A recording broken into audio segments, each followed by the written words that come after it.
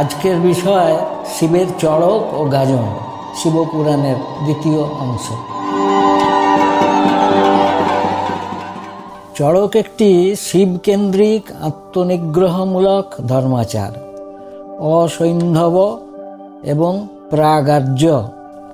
যতদূর জানা যায়, রাঢ়ী এই ধর্মাচারের উদ্ভব ক্ষেত্র।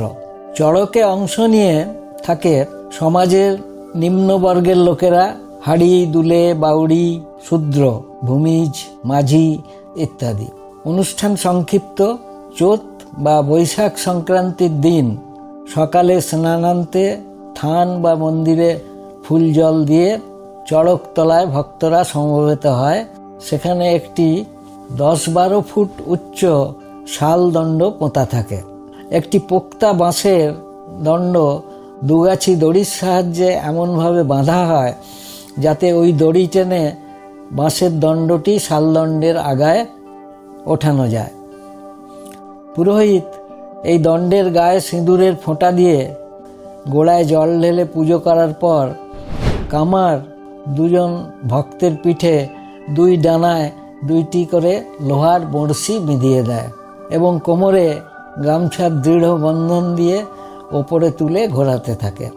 কয়েক পাক ঘুরিয়ে নিচে নামিয়ে বড়শি খুলে ক্ষতমুখে মেটে সিঁদুর টিপে দেয়। কোনো ভক্ত জিভ ফোঁড়ে। কামার তার জিভ টেনে ধরে একটা তীক্ষ্ণ লোহার শলাকা ঢুকিয়ে দেয়।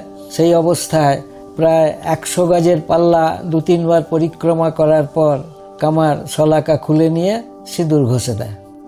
কোনো ভক্ত বাঁশের মাচা থেকে নিচে সাজিয়ে রাখা বঁটি বা কাটারির উপরে ঝাঁপ দেয়। আশ্চর্যের বিষয়, গুরুতর জখম হয় না। পূর্বোক্ত নিয়মে সিঁদুর ঘষে দিলেই কয়েকদিনের মধ্যে ক্ষত সেরে যায়। কোনো অভিচার নেই। যদিও ব্রাহ্মণ ও উচ্চবর্গের লোকেরা আত্মনিগ্রহমূলক আচারে কোনোদিনই অংশ নেয় না। কেন এই অভিচারহীন আত্মনিগ্রহ? লৌকিক অপদেবতা বা তান্ত্রিক দেবতার তুষ্টির জন্যে বলির বিধান রয়েছে। হিন্দু দেবী কালী, চণ্ডী, দুর্গা পূজার সময় ছাগ, মহিষ বলি দেওয়া হয়। বাড়ির ও মন্দিরের পুজোয় এখনও বহাল আছে এই বলি। বলি দেওয়ার কাজে কামারি নায়ক।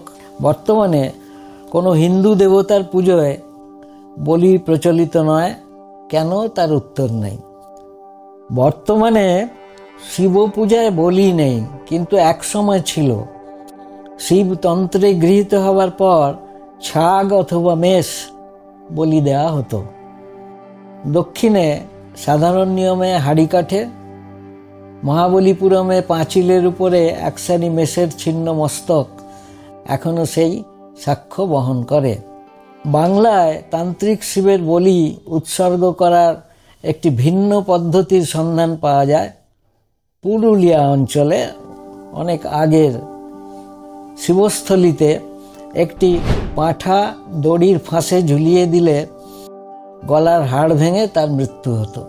মেদিনীপুর শহরে পুরোহিত এক কোপে একটা মাগুরের মাথায় কোপ দিয়ে সেই রক্তের তিলক পরিয়ে দেয় ভক্তদের কপালে।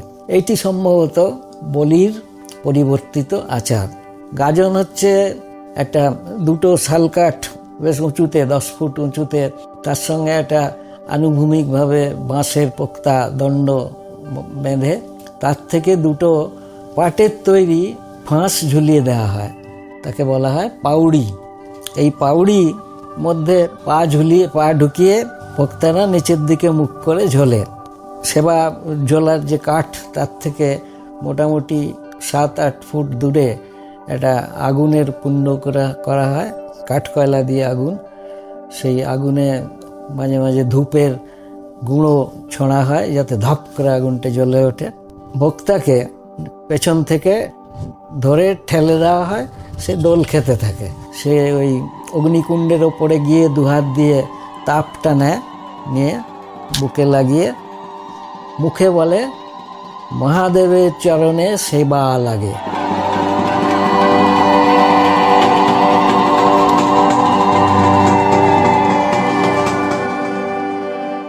সাবস্ক্রাইব করুন বীরপক্ষের ডক্টরে।